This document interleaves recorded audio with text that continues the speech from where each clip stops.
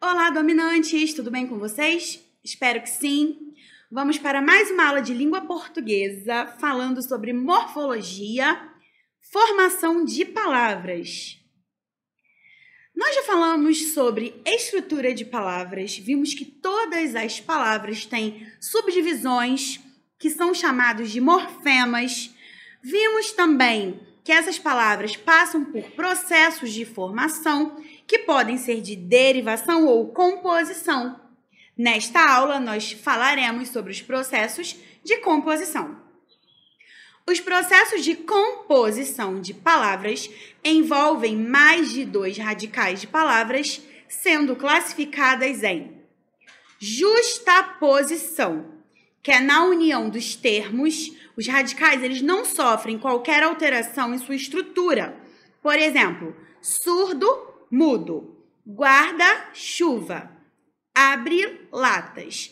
Uma coisa muito importante para eu explicar para vocês é o seguinte: nós vimos que na derivação uma palavra ela dá origem a uma outra e nós temos modificações nos morfemas, nós temos modificações na sua estrutura.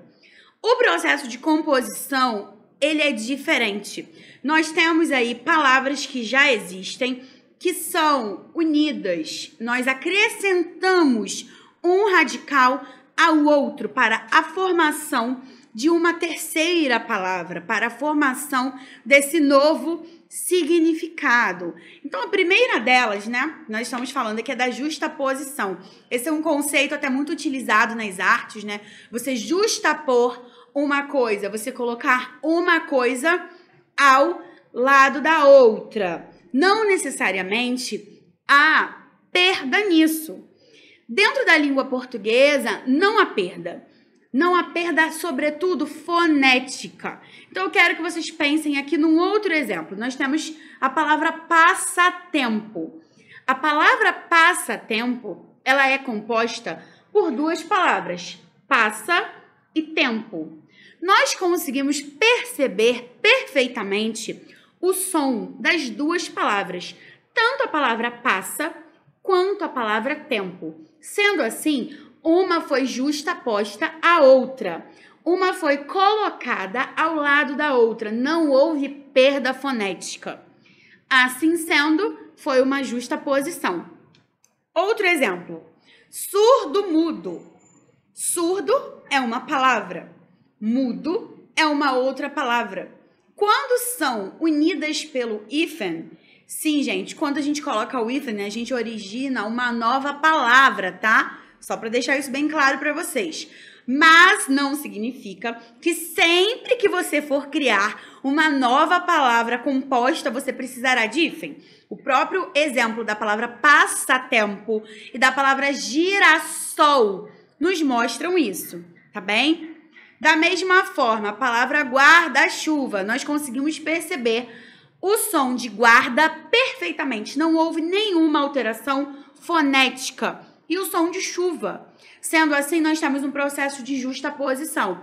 Essas 2 palavras, elas foram justapostas. Elas estão uma ao lado da outra, formando essa terceira palavra, que é a palavra guarda-chuva.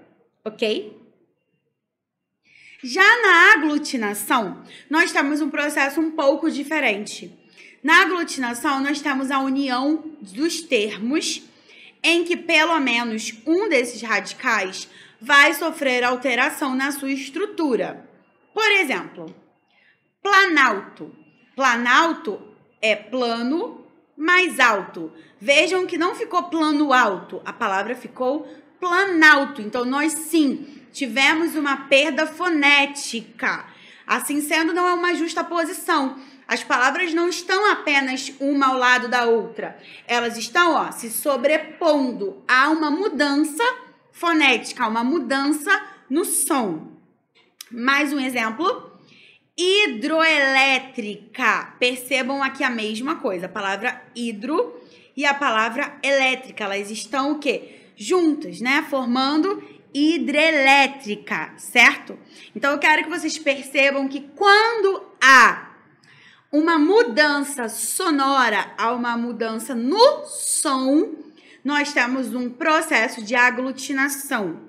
Quando nós não temos um processo de mudança sonora, é justaposição, porque uma está ao lado da outra dentro desse processo aí de composição.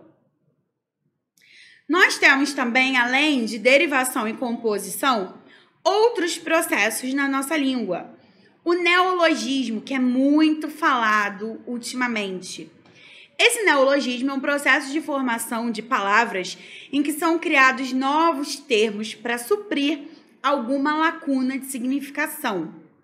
Podemos citar como exemplo a palavra internetês, que se refere à linguagem da internet. O neologismo é uma palavra criada para suprir uma necessidade existente ou mesmo utilizada em grupos específicos. Um exemplo clássico, gente. Há algumas pessoas que usam um verbo que não existe, que é o verbo coisar. Coisar não existe, gente. E aí eu vejo muitos adolescentes falando, construindo frases do tipo, eu vou coisar um negócio. E eu fico assim, interessante, ó. Fato linguístico. É um neologismo. Olhem aqui a estrutura da palavra neologismo. Neo significa novo. Logismo é o signo, é a palavra. Então, eu quero que vocês percebam o seguinte. Neologismo é um novo vocábulo. Dessa forma, a palavra coisar não está dicionarizada. Se ela não está no dicionário, ela ainda é um neologismo, assim como negociar. Pode ser que daqui a algum tempo ela esteja. Se houver a sua inserção no dicionário, aí sim ela deixará de ser um neologismo e passará a ser uma palavra pertencente ao nosso léxico. Porém, ainda não é. É um neologismo, assim como o internetês. Hibridismo. O hibridismo já não é uma prática tão utilizada, diz mais respeito à formação inicial da nossa língua portuguesa. O hibridismo também é um processo de formação de palavras. Esses termos, eles são formados com elementos de idiomas diferentes. Hibridismo, né? Vem de híbrido, de misto. Por exemplo, sociologia, que vem do latim sócio e do grego logia.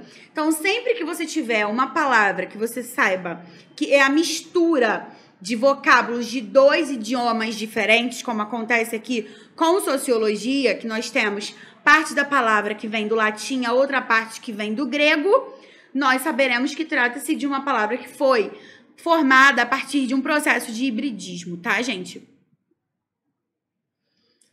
Nós temos também um processo de redução. Redução, lembrem-se de reduzir, que consiste na apresentação da forma reduzida de algumas palavras. Eu trouxe aqui alguns exemplos.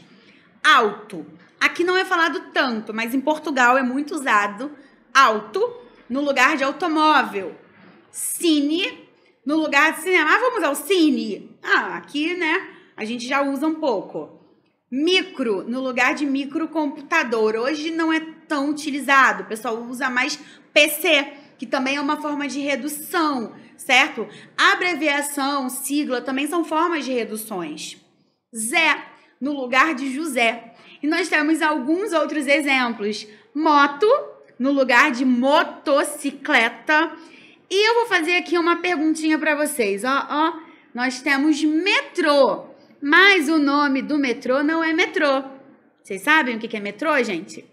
O nome verdadeiro do metrô é metropolitano. E nós nos acostumamos a falar metrô, né? Vou ali tomar o metropolitano. A gente fala que é o metrô. A mesma coisa, a foto. Foto vem de fotografia. Todas essas formas diminutas são reduções que nós fazemos dentro da nossa língua. Professora, apelidos? Sim. Por exemplo, meu nome é Elizabeth e me chamam de Beth, é uma redução. Aqui nós vimos o exemplo, né, do José. Se for chamado de Zé, sim, é uma redução. Não vai acontecer, né, gente? Por exemplo, se a pessoa se chama Sara e vão chamar a pessoa de Sarinha. Aí você não está reduzindo, né? Você está usando um apelido, mas não uma redução do nome Sara. Se fosse Sá, até seria aceito, mas mansu, por exemplo, que é uma redução do nome mansuária, certo? Então, redução é quando a gente diminui uma palavra que já existe e utiliza no nosso cotidiano. Também é considerado um processo de formação de palavras. Eu espero que vocês tenham compreendido que, além da derivação e da composição, nós temos outros processos de formação de palavras que também estão muito inseridos no nosso cotidiano. Além desses que foram citados, nós também poderíamos falar do estrangeirismo, mas alguns gramáticos não consideram como forma de formação de vocábulos, mas apenas a adoção de palavras do exterior. E foi por isso que eu não abordei nesta aula, mas eu acho muito interessante nós sabermos da existência. Um abraço e até a próxima!